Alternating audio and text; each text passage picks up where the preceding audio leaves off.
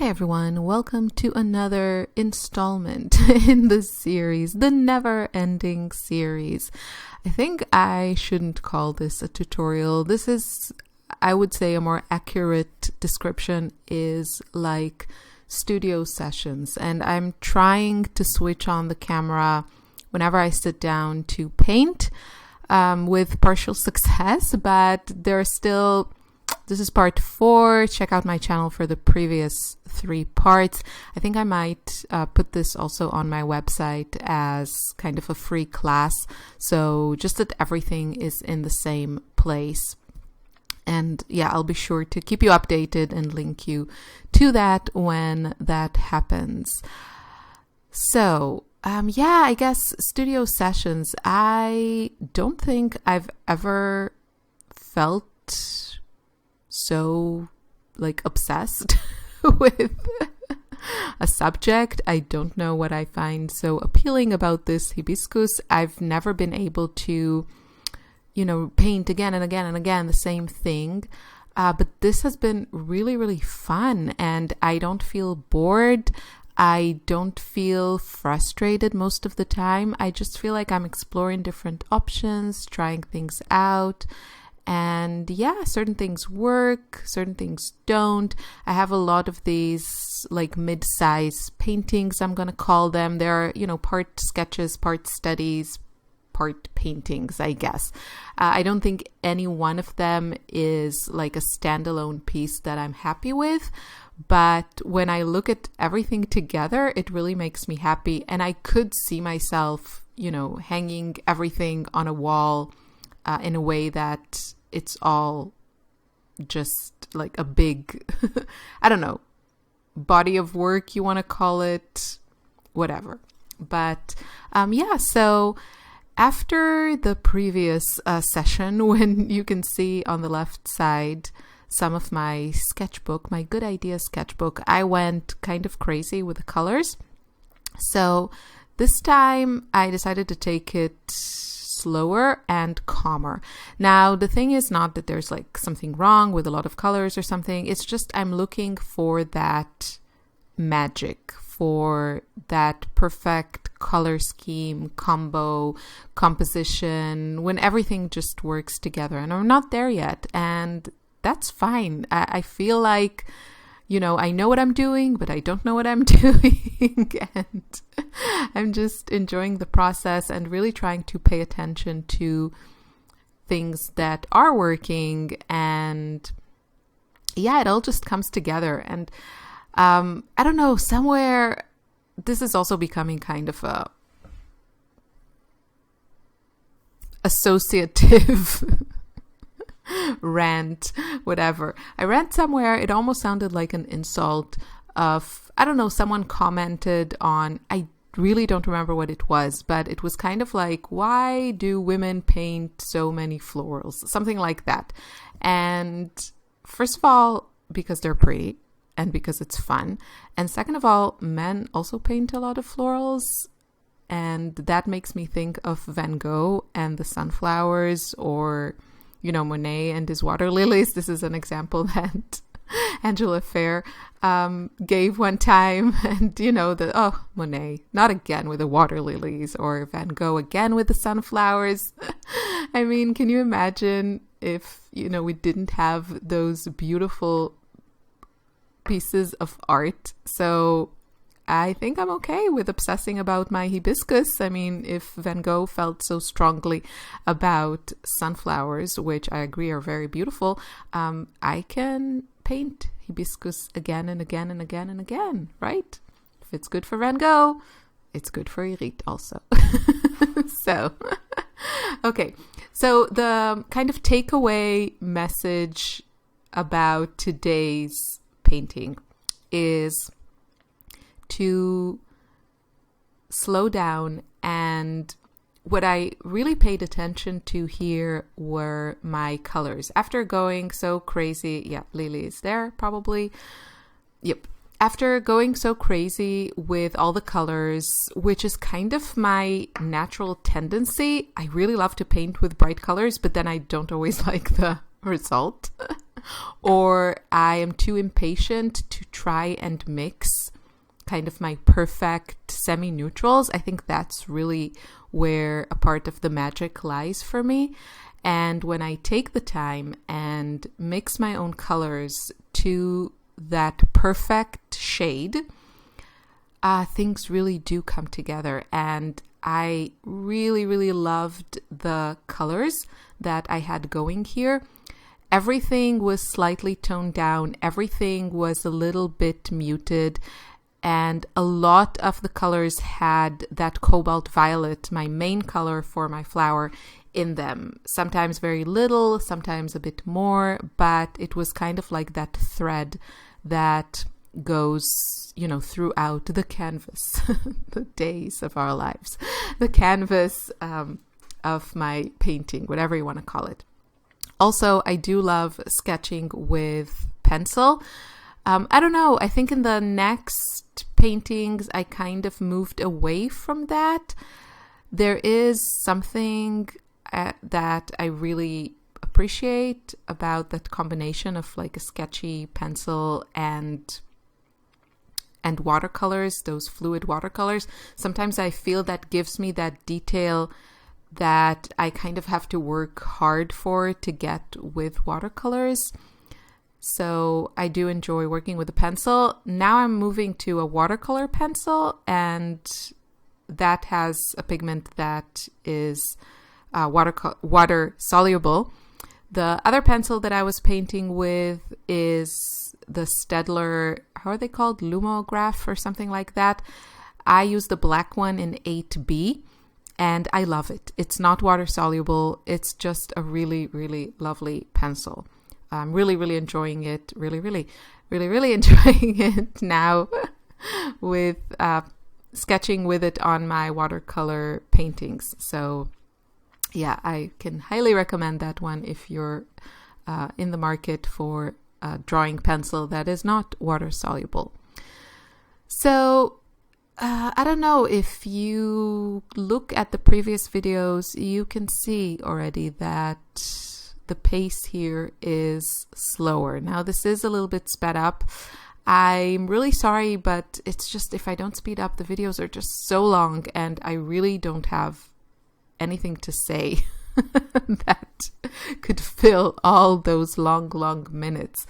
But the YouTube app or, you know, website has an option where you can slow down the video, so you can mute me. I think the voiceover would be kind of annoying in slow motion, or, you know, if you slow down the video, but you can slow down the video and watch it in, you know, slower time. So I don't know how much this sped up, but you can slow it down to almost real time if you find this is too fast. I know the other videos were a bit too fast, but I think this one I'm kind of taking things slower, so it might be easier to follow. You can see there's a lot of color mixing, and I'm really trying to tone everything down, so there's very little pure color. I love working with bright colors. I also enjoy, even if I'm painting like this painting that has a lot of semi-neutrals, I still prefer to work mostly with bright colors, because that really gives me a lot of control. I think that's one of my issues with earth tones or earth colors, because I don't really enjoy them on their own. I kind of don't want to keep them in my palette just for mixing.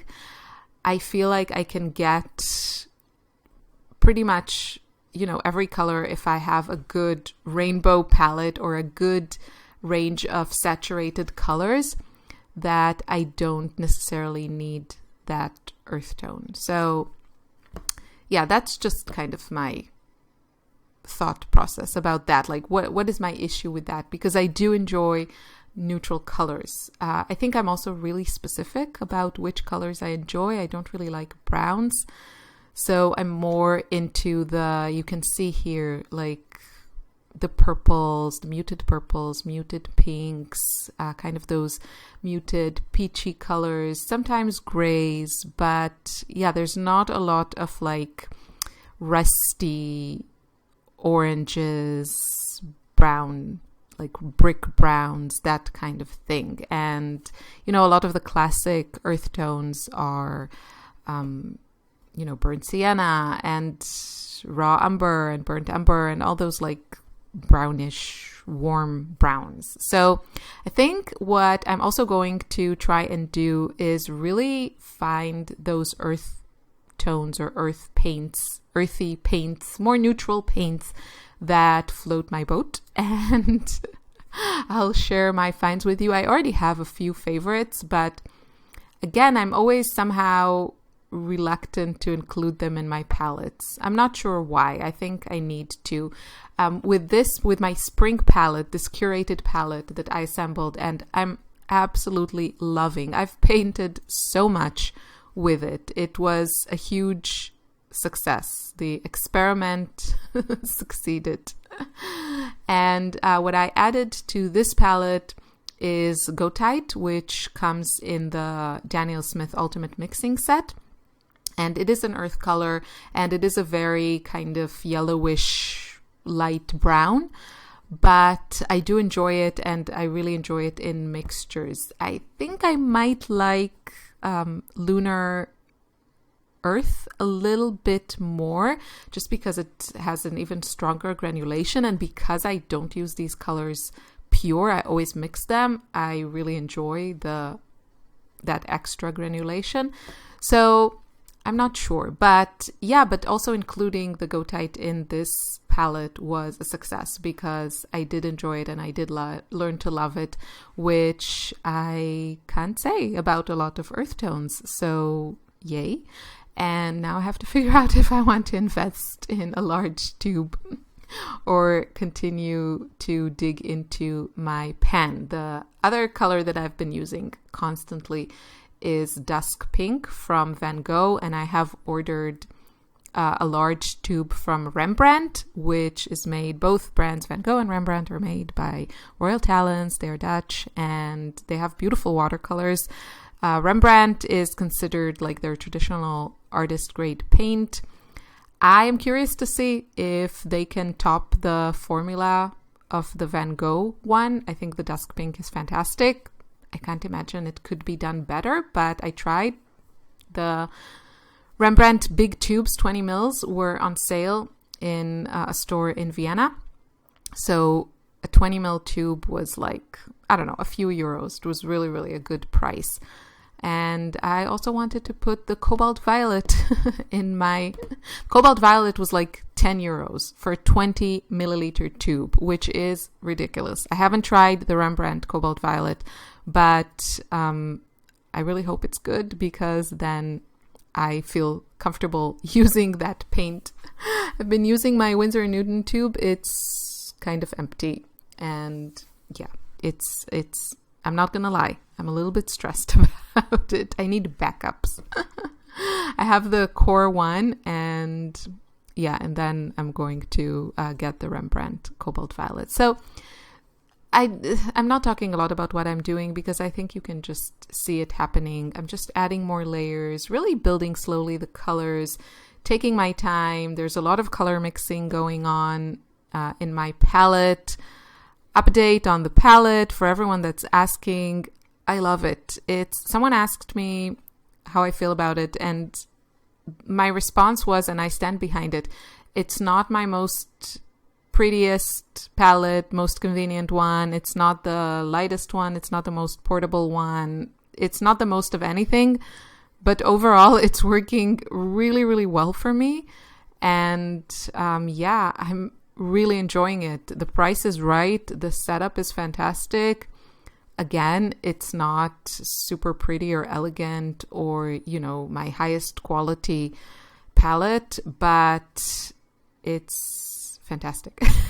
So I hope you can find it. I know it's been a problem locating it. A lot of you ordered it from Amazon, I'm assuming, after seeing my video, and I'm really happy, and I hope you will enjoy it as much as I am.